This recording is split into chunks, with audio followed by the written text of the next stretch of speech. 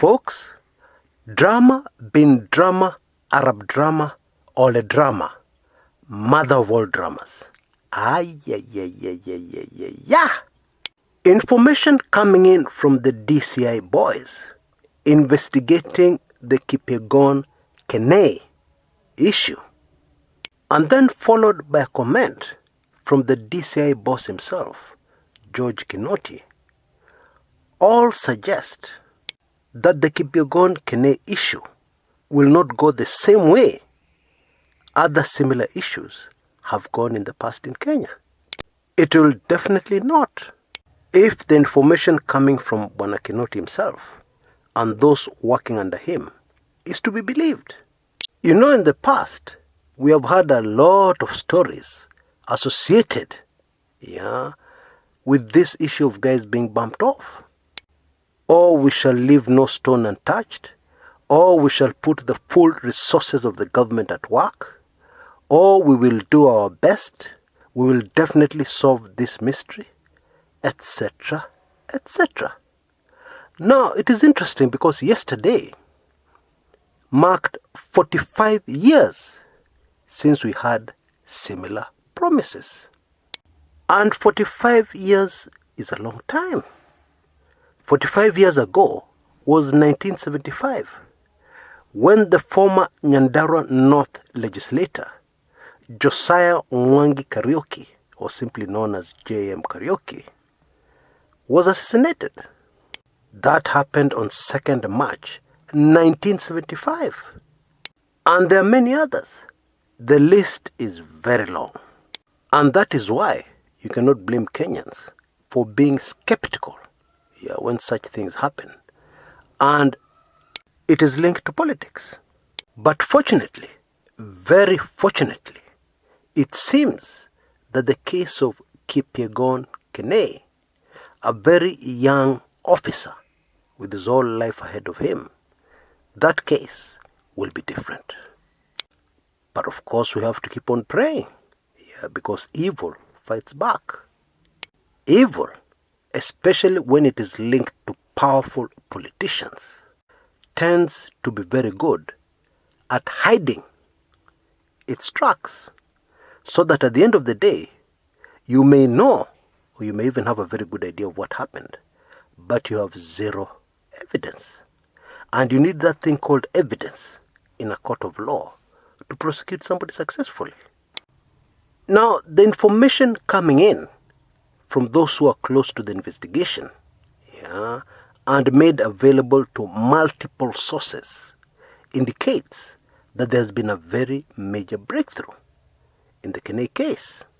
We now know that there were at least 3 people inside Sergeant Kenei's house at around the time he passed on. And that is not all. One of those 3 people communicated with somebody who works for one of the mobile service providers in the country to delete data associated with Kenei's phone. What? Now, in case you've not noticed, that is already very strong evidence. Why delete data associated with a certain phone? What exactly are you trying to hide? But there's more. This person who colluded with somebody working for one of the service providers to delete data was also in communication with, wait for this one, a senior official at the office of the Deputy President of the Republic of Kenya. Wah.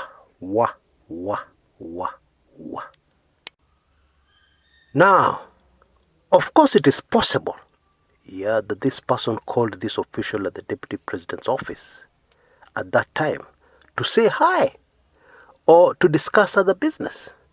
That is a possibility. However, it is unlikely.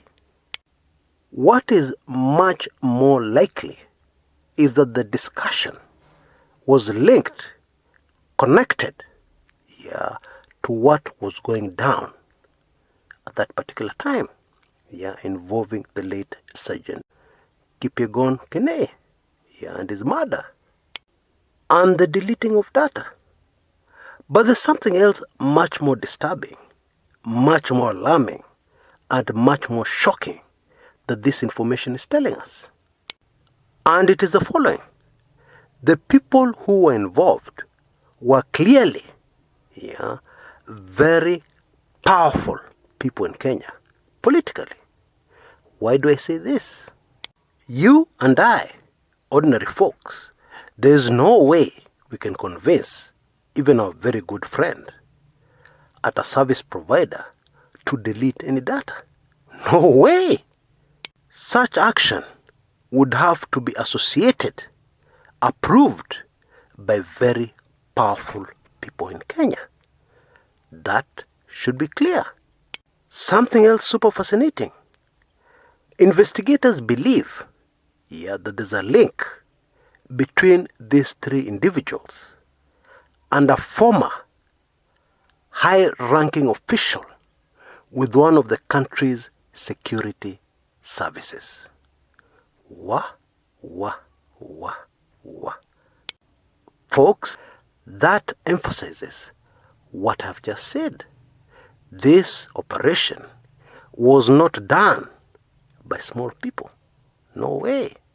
At the very least, it was executed with the help of very, very connected people in the country called Kenya.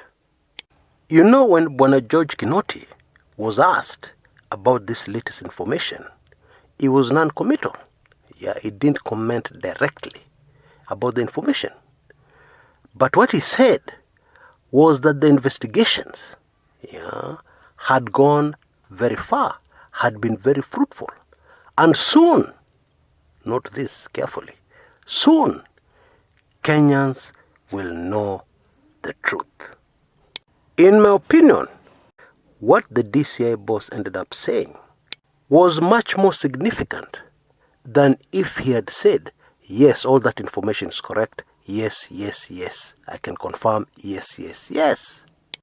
Because by saying the investigation had made very good progress and that soon Kenyans would know the truth, what he was actually saying is that there's a lot more information apart from what has come out to the press and to the public just today. You know, since George Kinoti took over the DCI, he has definitely made his presence felt. He has made an impact. So much so that I've had people asking, who was the former guy doing George Kinoti's job?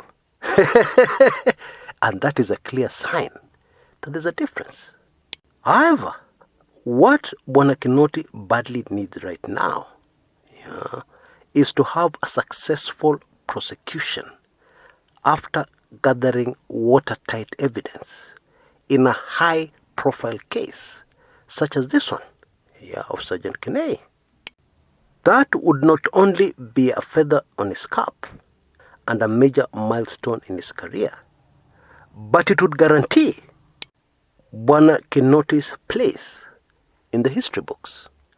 And don't forget that this particular case started with so many setbacks. The biggest being that the crime scene was compromised. Because when the police were called, they came in, took a look, saw what looked like a suicide note, and concluded that this was an open and shut case. No need to investigate. And therefore, they took Kenei away from the scene. That action alone must have destroyed quite a lot of evidence. It definitely buried forever quite a lot of very key pointers that would have pointed investigators in the right direction and taken things a lot faster. And so the DCI fellows have definitely done a very good job.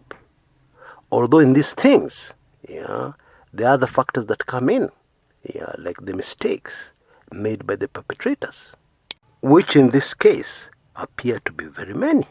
Because it should be obvious, for instance, that trying to delete data from somebody's phone is definitely something that would never go undetected. Not forever. Not for a long period of time.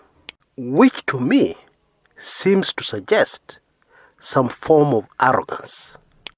You know the way some Kenyans talk arrogantly? Fanya hivi na fanya hivyo. Hai? Kwani iko nini? Si ufanye. Kwani iko nini? Fanya. The kind of arrogance that suggests that somebody feels that they're almost untouchable. Nobody can touch them. Nobody can dare threaten their position. Yeah, that is the view I'm getting, from all these bits and pieces of evidence and pointers and information emerging from the Sergeant Kipyegon Kenei. Very unfortunate case. And there's something that I've been avoiding to say. I feel I have to say it now. And it is this. It is possible. Notice I choose my words carefully, as always. I'm not saying it is a must. It is possible that this Kipyegon Kenei case could end up having political repercussions. And by political repercussions, the possibilities I'm talking about is people's political careers running into serious trouble, and maybe even some of them ending. Or at the very least, certain political influences being diminished or decreased substantially. That means politicians or a politician who was previously very popular, very influential, seeing that popularity and influence taking a major nosedive. And for this to happen, you don't even need a successful prosecution. Let me just give you an example from our history. And this very juicy story is already on this channel. You can click on the link on the top right hand corner of your screen and you'll go to my original video on this particular story. But to summarize, when Uhuru Kenyatta was a rookie in politics and vied for his very first parliamentary seat, trying to get the seat of his father in Gatundu, on the eve of the voting, it was obvious he was going to win by a landslide. But then his opponent had a brainwave, an evil one. The man staged his own kidnapping and then went to some butchery and got a lot of blood from a cow and poured it around the river. It was enough to suggest something to the voters that won him that election against all odds. Made him beat Uhuru Kenyatta.